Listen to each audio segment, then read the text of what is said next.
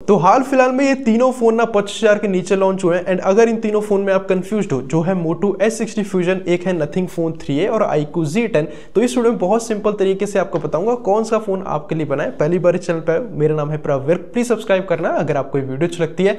सबसे पहले आप प्राइसिंग देखो नथिंग वाला सबसे महंगा वो आपको 25,000 रुपए में मिलेगा, वहीं पे मोटो वाला 23,000 रुपए का है। सबसे सस्ता आपको iQOO Z10 मिलता है। इस तरीके से इनकी प्राइसिंग है। अब iQOO वाला सबसे सस्ता होने के बावजूद भी आपको बॉक्स में सब कुछ देता है, कुछ भी आपको अलग से नहीं खरीदना है। वहीं पे मोटो के अंदर आपको कवर नहीं मिलता, लेकिन फोन के साथ आपको चार्जर मिल जाता है। जो सबसे महंगा नथिंग वाला है उसमें आपको कुछ नहीं मिलता, सिर्फ फोन है और एक केबल आपको मिलती है। तो इस बॉक्स कंटेंट में सबसे बढ़िया काम iQOO वालों ने किया है, फिर मोटो वालों ने किया है। पता नहीं लोगों ने कवर क्यों नहीं दिया। पहले मोटो वाले कवर देते थे, फिर नथिंग वाले वो शुरू से ही आपको कुछ नहीं देते हैं, आपको फोन और केबल मिलता है। खैर अब डिजाइन की बात करें, ये आपके ऊपर है, कोई भी आपको अच्छा लग सकता है। iQOO में आपको प्लास्टिक बैग मिलता है जो एक पैटर्न लेके आता है। मोटो के अंदर एक वीगन लेदर फिनिश है, ज्यादा प्रीमियम ये फील होती है। वहीं पे नथिंग में आपको ग्लास बैग मिलता है, ये ट्रांसपेरेंट है और कुछ लाइटिंग वगैरह लेके आता है। तो ये तीनों में टाइप ऑफ मटेरियल जो यूज किया है वो आपको डिफरेंट मिलता है। फिर भी डिजाइन आपके ऊपर है, जो आपको अच्छा लग रहा है वो आप चूज कर लेना। लेकिन कंफर्टनेस के अंदर पहले आप वेट चेक करोगे। देखो नथिंग में ग्लास बैग आपको मिलता है, इसका वेट देखोगे तो ये 200 ग्राम तक पहुंच जाता है। इन तीनों में सबसे हल्का जो है वो मोटो वाला है, वो 183 ग्राम तक पहुंचता है। एंड सबसे बड़ी बैटरी होने के बावजूद भी iQOO वाला सिर्फ 200 ग्राम तक पहुंचता है। तो इस मोटो वाला आपको सबसे हल्का मिल रहा है। नथिंग और iQOO का वेट सेम है, लेकिन कंफर्टनेस के अंदर ना नथिंग वाला बिल्कुल कंफर्टेबल नहीं है। साइड से आप देखोगे नथिंग वाला सबसे मोटा है। iQOO और मोटो शायद एक साथ फिट कर दें तब जाके नथिंग वाला फोन बनेगा। एंड iQOO में 7300 mAh की बैटरी है एंड फिर भी ये हाथ में बहुत कंफर्टेबल फील होता है। कर्व्ड एजेस हैं, काफी हल्का ये फोन फील होता है। वहीं पे मोटो वाला तो ऑलरेडी हल्का है, कर्व्ड एजेस हैं, ये हाथ में और अच्छा फिट होता है। लेकिन मोटो के अंदर डिजाइन में यूनिकनेस जरूर है, लेकिन काफी मोटा और काफी भारी ये फोन है। तो वैसे तो मैंने आपको ऑलरेडी कह दिया डिजाइन आपके ऊपर है, कोई भी आप चूज कर सकते हो, लेकिन कंफर्टनेस के अंदर मोटो वाला बेस्ट है, फिर आपको iQOO वाला मिलता है। खैर अब बिल्ड के अंदर स्पेशली IP रेटिंग के अंदर बड़ा डिफरेंस है। यहाँ पे भी नथिंग में सिर्फ आपको IP64 मिलता है, इससे बेटर iQOO में आपको IP65 की रेटिंग मिल जाती है। लेकिन मोटो के अंदर आपको IP69 की रेटिंग मिल रही है। तो हाँ, यहाँ पे IP रेटिंग भी मोटो वालों ने अच्छा काम किया है। अब सीधे सामने से देखो इन फोन को, इनकी डिस्प्ले चेक करो, तीनों में ही अलग टाइप ऑफ डिस्प्ले है। iQOO में आपको quad curved full HD plus display मिल रही है, नथिंग के अंदर आपको full HD plus flat display मिल रही है। वहीं पे मोटो के अंदर आपको 1.5 के रिजोल्यूशन की आपको कर्व डिस्प्ले मिल रही है। तो इस रिजोल्यूशन के अंदर देखा जाए मोटो वालों ने यहाँ पे भी अच्छा काम किया है, आपको ज्यादा रिजोल्यूशन वाली डिस्प्ले दी है। लेकिन आपके ऊपर है आपको कौन सी टाइप ऑफ डिस्प्ले पसंद है। तीनों में आप कंटेंट देखते हो, पंची कलर्स आपको मिलते हैं, ब्लैक्स अच्छे हैं, आपको क्वालिटी भी अच्छी मिल रही है। 4K में आप HDR में कंटेंट देख सकते हो। हल्का सा मुझे फील हुआ कि क्वालिटी के अंदर मोटो की जो डिस्प्ले वो ज्यादा बेटर आपको मिलती है। वैसे तीनों में नेटफ्लिक्स आप चेक करते हो तो आपको वाइड L1 का सपोर्ट मिलता है, लेकिन यहाँ पे iQOO वालों ने मस्त काम किया है, यहाँ पे आपको HDR10 का भी सपोर्ट दिया है। इसके अलावा तीनों की डिस्प्ले 120 Hz का रिफ्रेशर लेके आती है। तीनों में ही आपको इन डिस्प्ले फिंगरप्रिंट स्कैनर मिलता है। तीनों को आप आउटडोर में लेके जाते हो, आराम से यूज कर सकते हो। तो इस बहुत चीजें आपको डिस्प्ले में सेम मिलती है। लेकिन आप मुझसे पूछोगे बेस्ट क्वालिटी किसकी है डिस्प्ले की, तो वो मोटो की आपको मिलती है। लेकिन कई लोगों को कर्व पसंद नहीं है एंड उसकी वजह से आपको फ्लैट डिस्प्ले की तरफ देखना पड़ेगा। आप नथिंग और iQOO में चूज कर सकते हो। बट साउंड क्वालिटी में हमारे पास क्लियर विनर है। देखो iQOO में आपको सिंगल स्पीकर मिल रहा है, यहाँ पे ड्यूल स्पीकर होना चाहिए था। मोटो और नथिंग के अंदर ना आपको ड्यूल स्पीकर मिल रहे हैं एंड मोटो के अंदर तो आपको डॉल्बी एटमॉस का भी सपोर्ट मिलता है। तीनों में हेडफोन जैक नहीं मिलता आपको, तो ये आप ध्यान रखना। तो स्पीकर्स के अंदर iQOO वाला सबसे नीचे रखना, आप मोटो वाला सबसे टॉप पे रखना एंड नथिंग वाला आप बीच में रख सकते हो। मोटो और नथिंग के स्पीकर की क्वालिटी आपको बहुत अच्छी मिलती है, बेस भी यहाँ पे प्रोड्यूस होता है। iQOO का सिंगल स्पीकर खराब नहीं है, जितना अच्छा सिंगल स्पीकर हो सकता है वो उन लोगों ने रखा है, लेकिन डेफिनेटली ड्यूल स्पीकर से वो नीचे रहेगा। वैसे अभी तक मेरी वीडियो अच्छी लग रही है एंड ये ऊपर पहुंच जाए तो please like share and comment कर देना। कुछ भी आप कमेंट कर सकते हो, इससे वीडियो चल जाएगी। अब सॉफ्टवेयर के अंदर भी हमारे पास क्लियर विनर है। देखो तीनों ही लेटेस्ट एंड्रॉइड 15 पे चल रहे हैं। iQOO में आपको फन टच OS 15 मिलता है, मोटो के अंदर आपको हेलो UI मिलती है और नथिंग के अंदर आपको नथिंग OS 3 मिलता है। बट अपडेट सपोर्ट के अंदर बड़ा डिफरेंस है। देखो नथिंग में आपको 3 मेजर अपडेट मिलेंगे, 6 साल तक सिक्योरिटी अपडेट मिलेंगे। मोटो के अंदर आपको 3 मेजर अपडेट मिलेंगे और 4 साल तक सिक्योरिटी अपडेट मिलेंगे। वहीं पे iQOO में आपको 2 मेजर अपडेट मिलेंगे और 3 साल तक सिक्योरिटी अपडेट मिलेंगे। तो इस अपडेट सपोर्ट के अंदर नथिंग वालों ने कमाल कर दिया है। वैसे iQOO में अपडेट सपोर्ट भी आपको कम मिल रहा है और इसमें आपको ब्लूटूथ भी मिलता है। आप देखोगे प्री इंस्टॉल्ड एप्स आपको यहाँ पे काफी मिलते हैं, उन्हें आपको इंस्टॉल करना पड़ेगा। हॉट गेम्स, हॉट एप्स भी आपको मिलते हैं। वहीं पे मोटो और नथिंग के अंदर ना आपको एकदम क्लीन सॉफ्टवेयर मिलता है, कोई ब्लोटवेयर नहीं है, कोई एड्स नहीं है, कुछ भी आपको अनइंस्टॉल नहीं करना है। वैसे बेसिक फीचर तीनों में है, जैसे iQOO में आपको app lock, dual apps, app hide वगैरह करने का ऑप्शन मिल रहा है। वहीं पे मोटो में भी रिसेंटली ऐप लॉक और ड्यूल एप्स का ऑप्शन ऐड हो चुका है, और नथिंग के अंदर भी आपको app lock, dual apps, app hide करने का ऑप्शन मिल जाता है। बट काफी लोग चुपके से कॉल रिकॉर्डिंग करना चाहते हैं, एंड ये चीज ना iQOO में पॉसिबल है। यहाँ पे आपको iQOO का डायलर मिल रहा है। नथिंग के अंदर उन लोगों ने एक ऐसा विजेट दिया है जिसके थ्रू आप साइलेंट कॉल रिकॉर्डिंग कर सकते हो, व्हाट्सएप की भी कॉल रिकॉर्डिंग कर सकते हो। लेकिन मोटो के अंदर आपको गूगल का डायलर मिलता है, यहाँ पे आप चुपके से कॉल रिकॉर्डिंग नहीं कर सकते। और मेरे हिसाब से सॉफ्टवेयर आपकी टॉप प्रायोरिटी है तो आप नथिंग वाला सबसे टॉप पे रखना। क्लीन सॉफ्टवेयर है, अपडेट सपोर्ट कमाल का है, फीचर्स भी अच्छे हैं, आपको साइलेंट कॉल रिकॉर्डिंग मिलती है।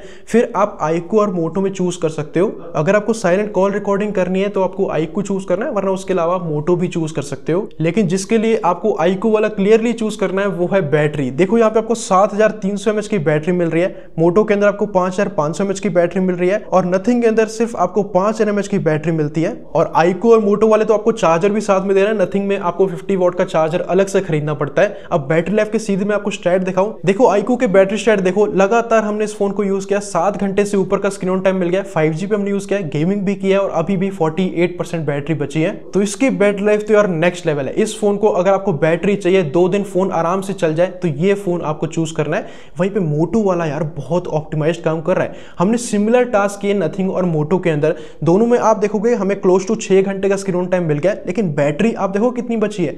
मोटो में 33% बैटरी बची है, और सेम टास्क करने पे नथिंग में सिर्फ 16% बैटरी बची है। तो इस जैसा इनका बैटरी साइज है वैसे ही आपको बैटरी लाइफ मिल रही है। तो इस बैटरी में तो आपने iQOO चूज कर लिया, इवन परफॉर्मेंस में भी इसे आप चूज कर सकते हो। देखो मोटो और नथिंग में आपको स्नैपड्रैगन का 7S Gen 3 प्रोसेसर मिल रहा है, वहीं पे मोटो के अंदर आपको MediaTek का 7400 प्रोसेसर मिल रहा है। तीनों में ही आपको UFS 2.2 की स्टोरेज मिलती है। यस, इस प्राइस में तीनों को UFS 3.1 की स्टोरेज देनी चाहिए थी। अब सबसे पहले आप स्कोर देखोगे, इससे क्लियर हो जाएगा iQOO वाला सबसे पावरफुल है, सबसे ज्यादा आपको स्कोर दे रहा है, फिर नथिंग वाला काफी क्लोज पहुंचता है, सबसे कम आपको मोटो के अंदर मिलते हैं। अब एक चीज मैं कहना चाहूंगा, देखो नॉर्मल टास्क आप करोगे, जैसे हमने नॉर्मल स्पीड टेस्ट किया, मोटो वाला यहाँ पे भी ऑप्टिमाइज्ड है, काफी अच्छी परफॉर्मेंस है, तीनों आपके नॉर्मल टास्क करा देंगे। बट एक चीज कहना चाहूंगा, iQOO की परफॉर्मेंस ज्यादा ऑप्टिमाइज्ड है, ये थोड़ा गेमिंग को टारगेट वगैरह करते हैं। तीनों में ही वैसे UFS 2.2 की स्टोरेज है, लेकिन कैमरा लैग आप नोटिस करना। देखो मोटो में जो हम बैक टू बैक फोटोज खींच रहे थे, इसका पूरा कैमरा अटक जाता है UFS 2.2 स्टोरेज की वजह से, और सेम चीज हमें फेस हुई नथिंग के अंदर। बैक टू बैक जब हमने फोटोज खींची, इसका भी कैमरा रिस्पॉन्स करना बंद कर जाता है।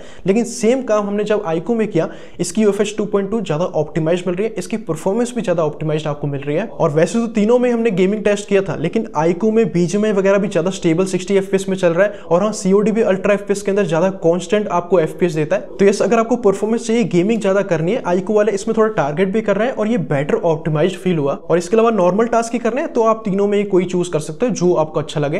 बट ज्यादा लोग कैमरे को लेकर कंफ्यूज्ड है। देखो तीनों में ही आपको मेन कैमरा तो 50 MP का मिल रहा है, लेकिन मोटो में आपको 13 MP का अल्ट्रावाइड मिलता है, वहीं पे नथिंग में आपको 50 MP का टेलीफोटो मिल रहा है और 8 MP का अल्ट्रावाइड मिलता है। एंड सीधे आप मेन कैमरे की फोटोज देखोगे, मेन कैमरा बेस्ट जो है मोटो का काम कर रहा है, इसके colour, skin tone, light control सबसे अच्छा है, इसकी डिटेल सबसे अच्छी है। फिर सेकंड बेस्ट जो है iQOO काम कर रहा है, नथिंग में थोड़ी सी फोटोज डार्क आ रही है, इसका शैडो कंट्रोल उतना अच्छा नहीं है, लेकिन नथिंग वाला वहां पे मस्त काम करता है जहां पे आप जूम वाली फोटोज खींचोगे। जैसे ही आप जूम करते हो, क्योंकि नथिंग में आपको टेलीफोटो मिल रहा है, तो आप देखोगे 2x के अंदर iQOO में डिटेल नहीं मिल रही है, 2x में मोटो में अच्छी डिटेल मिलती है, लेकिन आप नथिंग में ज्यादा जूम कर सकते हो, और ज्यादा जूम करने के बाद नथिंग ना आपको बेटर फोटोज निकाल के दे रहा है। एंड इसकी वजह से अगर आप नॉर्मल पोर्ट्रेट देखोगे जिसमें हमने जूम नहीं किया, यहाँ पे मोटो वाला अच्छा काम करता है, लेकिन जैसे आप ज्यादा जूम वाले पोर्ट्रेट निकालते हो, वहां पे नथिंग वाला ज्यादा अच्छा काम कर रहा है। इसके अलावा लो लाइट में देखोगे, नॉर्मल फोटोज आप खींचोगे जहां पे आपने जूम नहीं किया है, मोटो वाला यहाँ बेस्ट काम करता है, सबसे ब्राइट फोटोज आ रही है, डिटेल, स्किन टोन्स अच्छे हैं। फिर उसके बाद नथिंग और iQOO वाले आते हैं, लेकिन जैसे आप लो लाइट में जूम करते हो, वहां पे आपको फील होगा टेलीफोटो की वजह से नथिंग वाला जूम फोटोज जो है वो आपको अच्छी दे रहा है। इसके अलावा तीनों की वीडियो क्वालिटी बहुत अच्छी है, तीनों मेन कैमरे से ना 4K में वीडियो शूट कर सकते हैं, एंड काफी स्टेबल वीडियो शूट करते हैं। तीनों में ही आपको लाइट कंट्रोल भी बहुत अच्छा मिलता है,